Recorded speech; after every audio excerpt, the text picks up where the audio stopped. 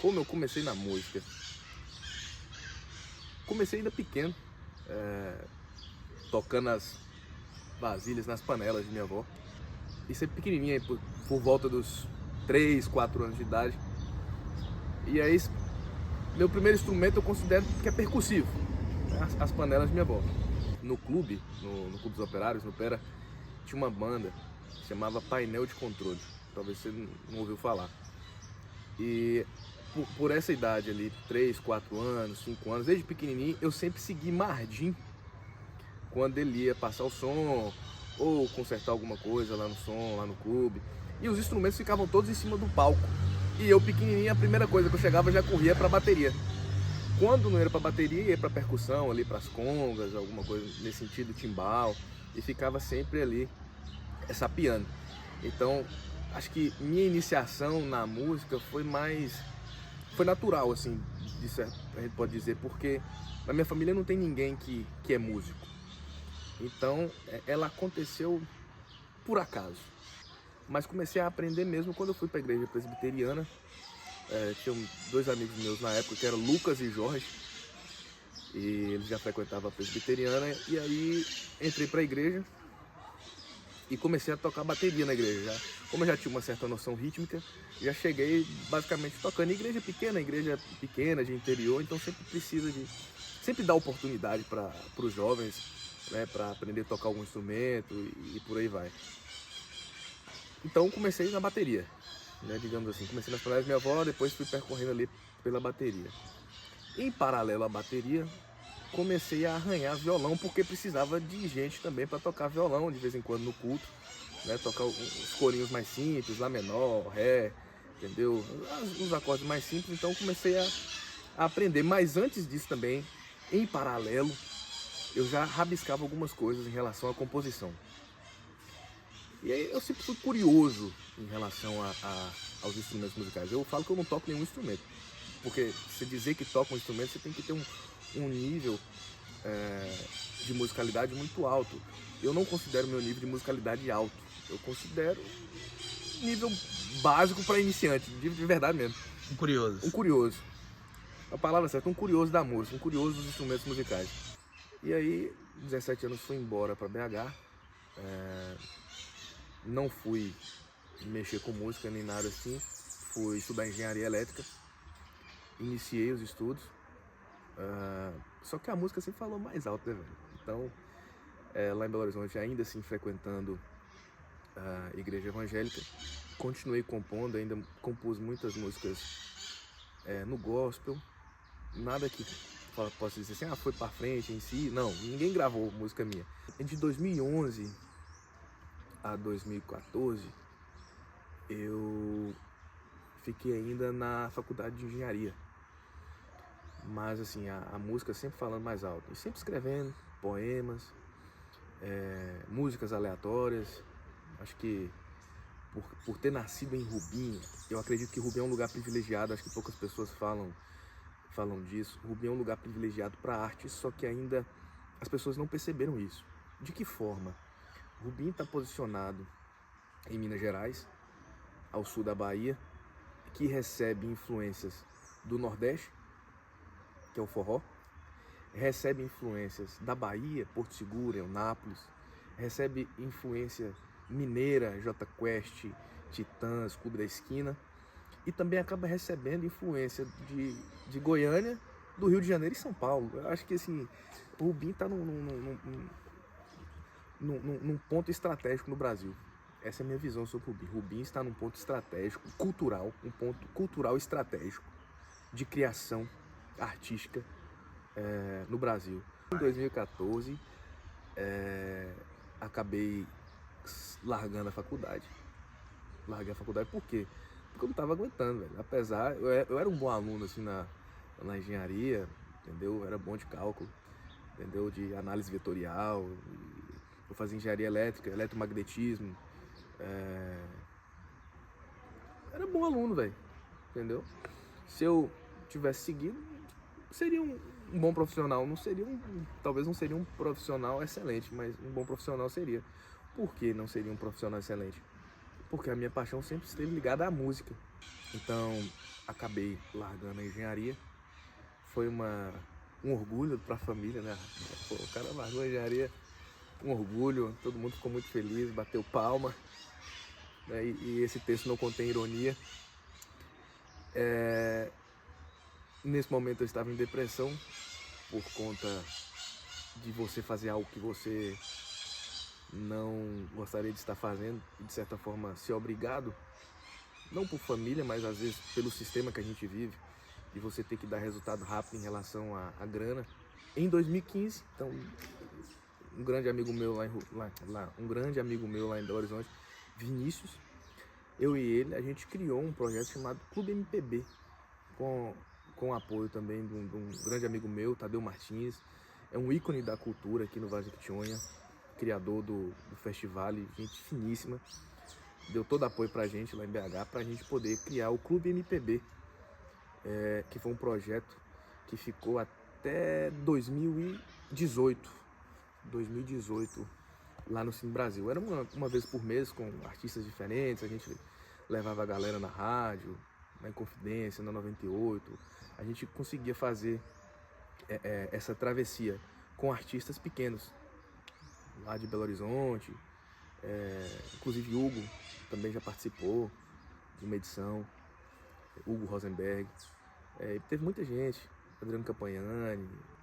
E nesse paralelo, fazendo o Clube MPB e ainda compondo, eu ainda compunha as músicas aleatórias, mas estava na vibe mais MPB. Mas ainda não era aquilo que eu queria pra mim. Não era aquilo. Em 2016, eu compus uma música que se chama Dá Vontade. Eu fiz uma parte dela, né? E a outra parte, uma outra estrofe, foi Bruna Andreoli, ela é do Rio Grande do Sul. Foi quando eu juntei a poesia que eu já tinha feito, joguei pro violão, tinha postado um vídeo dessa mesma música no YouTube. E, cara, foi legal na época. Não tinha feito o clipe oficial ainda, só um videozinho caseiro com essa música. Eu falei assim, essa música, ela tem um engajamento, uma identificação massa. Ainda assim, fazendo o Clube MPB, compondo, já tinha percebido a da vontade, eu tinha uma página que se chamava A Vitrolinha no Facebook.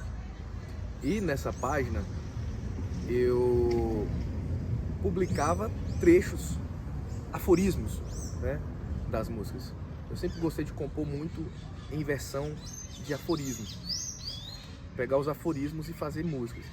Tanto que um desses aforismos foi um trecho da música da vontade, que me fez perceber, poxa, se o trecho do aforismo deu um bom resultado, uma boa identificação, então provavelmente a música ela vai ter um bom engajamento.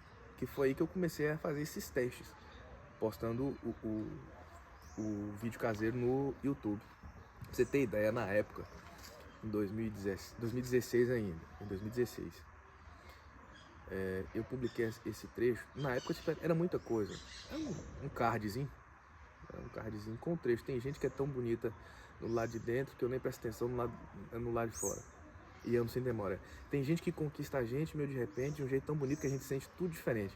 Esse trecho, no card do aforismo, cara, deu 150 mil compartilhamentos na época. Tipo assim, era muita coisa para a época, né? Poucos criadores na época, no Facebook. Deu muito comentário, acho que deu uns 30 mil comentários. Eu falei, tem um trem errado aqui. Aí eu compus a música, Dá Vontade. Aí já em 2017, gravei o clipe da música. E foi a primeira vez que eu cantei. Tem gente que é tão bonita no lado de dentro que eu nem presto atenção no lado de fora. E aí, cara, deu uma boa repercussão, uma repercussão que na época eu não imaginava que daria essa repercussão. De lá pra cá, eu tomei mais coragem para poder cantar as músicas que eu estava compondo. Ainda assim, numa linha totalmente romântica. Encontrei motivos pra ficar. Levou muito tempo, mas o tempo fez eu entender que teu abraço é meu lugar. Encontrei motivos pra ficar. Com você meu mundo ficou mais feliz. Só que essa é uma versão de mim. Eu não acredito que as pessoas são uma coisa só o tempo inteiro. Isso para a indústria da música é horrível. A indústria musical, ela precisa que o artista ou o projeto musical, seja ele qual for, se encaixe em categorias. Se você se encaixa numa categoria romântica, você vai ser romântico pro resto da sua vida. Quando você fala Saulo, você lembra de Paulo. Quando você fala Xavier, você lembra de Chico Xavier. Então foi um casamento perfeito, né? Um casamento inspiracional perfeito. Saulo Xavier. É só poesia. Você só pode cantar poesia. Saulo Xavier é só poesia, é só romântico, não adianta. Não vai cantar pagodão. Saulo Xavier não canta pagodão. E realmente não canta pagodão, não canta forró. Não podia, porque não combina. E aquilo foi minha luta interna. Em 2020 eu iria montar um estúdio para mim, por volta do meio do ano, e dedicar à produção musical. Só que aí veio a pandemia, a gente trabalhava com buffet lá em Belo Horizonte, veio a pandemia e a área de eventos foi a que mais sofreu. E aí retornei para Rubim em 2020, ainda não estava produzindo em 2020, porque, se eu não me engano, em agosto de 2020, Kalil ainda reabriu o comércio, deu uma apaziguada na pandemia em agosto. Só que em 2021, velho, não teve jeito não. O trem ficou apertado mesmo, não tinha previsão de vacina.